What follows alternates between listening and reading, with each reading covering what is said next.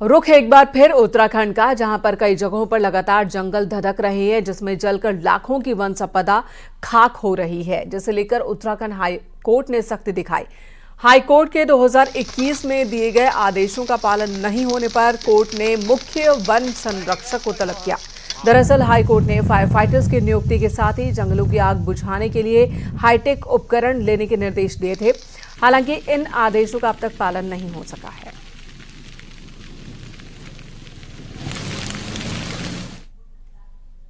उत्तराखंड में फरवरी के महीने में ही कई जंगल धधक रहे हैं। वहीं वन विभाग के कर्मचारी अपनी कई मांगों को लेकर कार्य बहिष्कार पर चले गए।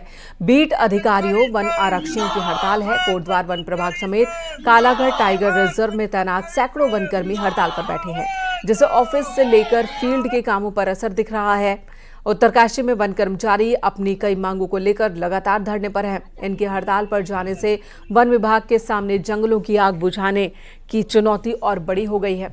कर्मचारियों का कहना है कि जब तक उनकी मांग पूरी नहीं होती, उनका कार्य बहिष्कार जारी रहेगा।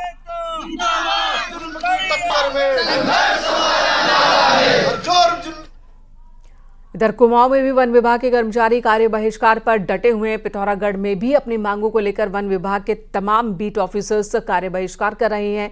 इसी के साथ रामनगर वन विभाग के फॉरेस्ट गार्ड और वन बीट अधिकारियों ने भी आंदोलन की राह पकड़ ली है। इनकी मांग है कि 2016 के नियमों के अनुसार उनका 10 साल में प्रमोशन किया जाए, उन्हें फॉरेस्टर बनाया जाए। कार्य बहिष्कार पर गए कर्मचारियों का साफ कहना है कि जब तक उनकी मांग पूरी नहीं होती, उनकी हड़ताल जारी रहेगी। होने का सबसे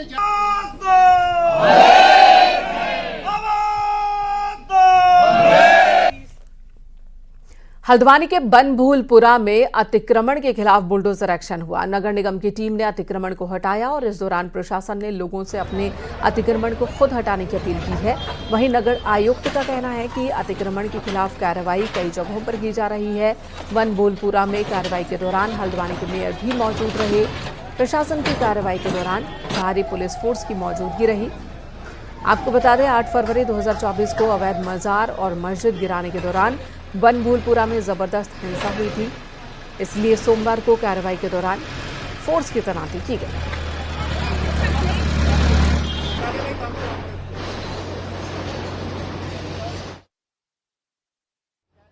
मैं सभी लोगों से निवेदन कर रहा हूं, जितने भी लोग हैं जिन्होंने सड़कों पर अतिक्रमण किया है, वो तुरंत अतिक्रमण हटाएं। हम पहली बार अनाउंसमेंट भी कर रहे हैं, नोटिस भी दे रहे हैं, बातचीत भी कर रहे हैं। पूर्व मेयर ने भी इस बात को कहा था कि भी रोडों से अतिक्रमण हटा दें। मुझे यहाँ से बहुत सारी शिकायतें ऐसी मिली कि स्कूल की बसें तक यहाँ से नहीं निकल पा रही, और जो लोग आज स्वयं हटा रहे हैं उनको भी पता होगा कि हम अतिक्रमण कर रहे हैं। बाजार में भी ये कार्रवाई की गई है, अन्य जगह पे भी की गई है। उसके आज लाइन नंबर 8 में ये कार्रवाई की जा रही है। इसमें यहाँ की पुलिस भी मौजूद है और उसके साथ में एक संयुक्त अभियान चलाया जा रहा है, जिसमें जो भी जिन लोगों ने रोड पे अपने निर्माण को किया था, वो किसी भी प्रकार का ऐसा निर्माण है उसे तत्काल हटा दिया गया है। उत्तरकाशी जिला मुख्यालय को जोड़ने वाली तामाखानी टनल में पानी का रिसाव हो रहा है, लेकिन सबसे उपयोगी इस टनल के सुध लेने वाला कोई नहीं। हालात ऐसे बन गए हैं कि पैदल रास्ते में जलभराव से लोग परेशान हैं। आवाजाही में दिक्कत हो रही है। ये टनल गंगोत्री हाईवे पर बनी है, जिसका निर्माण सिंचाई विभाग देहरादून ने कराया था, लेकिन टनल बनने के बाद से ना तो इस टनल के सुध बीआरओ ने ली और ना ही नगर पालिका, जिससे लोगों को दिक्कतों का सामना करना पड़ रहा है।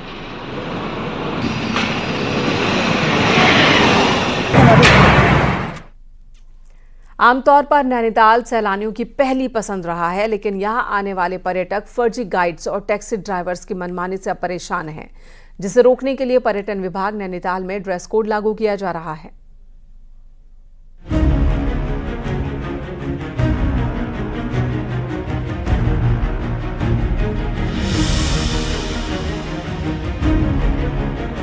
नैनीताल में नए पर्यटन सीजन में ड्रेस कोड लागू होने जा रहा है, जिसमें पर्यटन गाइड, नाव चालक, टैक्सी ड्राइवर और बाइक राइडर को ड्रेस पहनना होगा। साथ ही अपने पास आई कार्ड रखना अनिवार्य होगा। इसके साथ ही पर्यटन से लगे कारोबारियों को ड्रेस अनिवार्य होगा, जिससे नैनीताल आने वाले पर्यटकों को ड्रेस कोड से इनकी पहचान करने में आसानी होगी। ड्रेस कोड लागू करने के लिए पर्यटन विभाग ने सभी तैयारी पूरी कर ली है। अलग अलग बिजनेसेस इस दौरान चलते हैं यहाँ पर अलग अलग, उनको हम वेरीफाई करें कौन लोग इनको चलाते हैं और उनको एक आइडेंटिटी दें, आइडेंटिटी कार्ड के रूप में या ड्रेस कोड के रूप में। तो इसमें पहले चरण में वेंडर्स की यूनिफॉर्म और सत्यापन का काम लगभग पूर्ण हो चुका है।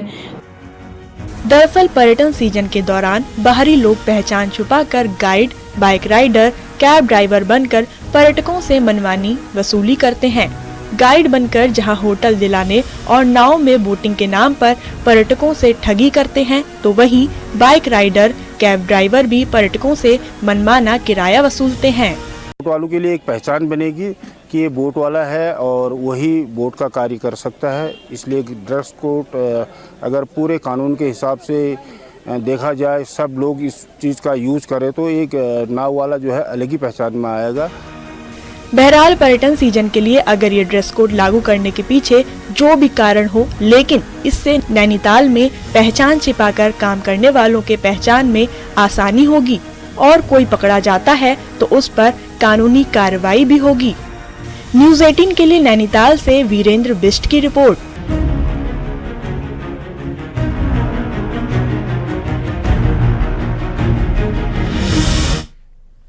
पिथौरागढ़ में फ्लाई बिग एयरलाइंस की ऑनलाइन टिकट बुकिंग 20 दिनों से पूरी तरह से बंद है। अधिकारियों के दावे के बावजूद बुकिंग वेबसाइट काम नहीं कर पाई। ऑफलाइन टिकट बुकिंग होने से जहां यात्रियों की जेब कट रही है, तो वहीं कई परेशानियों से भी उन्हें दो चार होना पड़ रहा है। सत्ताधारी बीजेपी भी एयरलाइंस की कार्यशैली से काफी नाराज है। दर्जाधारी राज्य मंत्री गणेश भंडारी का कहना है कि एयरलाइंस मनमर्जी कर रहा है और जिलाधिकारी के संज्ञान में भी ये मामला है और हमने कहा था कि उसमें जो ऑफलाइन जो टिकट बुकिंग है वो काफ़ी यहाँ के लोगों को महंगा बैठ रहा है। और हमारी उच्चाधिकारियों से वार्ता है, उन्होंने कहा कि हम जल्द ही जो हमारी वेबसाइट बंद हुई है उसको हम जल्द ही शुरू करने वाले हैं। रामनगर में नंदा देवी गौरी योजना के लिए 2 लोगों ने तहसीलदार के फर्जी डिजिटल सिग्नेचर का प्रमाण पत्र बना लिया, जिसके बाद से ही तहसील प्रशासन में हड़कंप है। बाल विकास परियोजना विभाग में रामनगर के 2 लोगों की ओर से सरकार की चलाई जा रही नंदा देवी गौरा योजना के तहत आवेदन किया गया था और आवेदन के साथ लगाए गए प्रमाण पत्र पर तहसीलदार के फर्जी साइन थे। इस मामले में तहसीलदार कुलदीप पांडे ने आवेदकों के खिलाफ FIR दर्ज कराई है।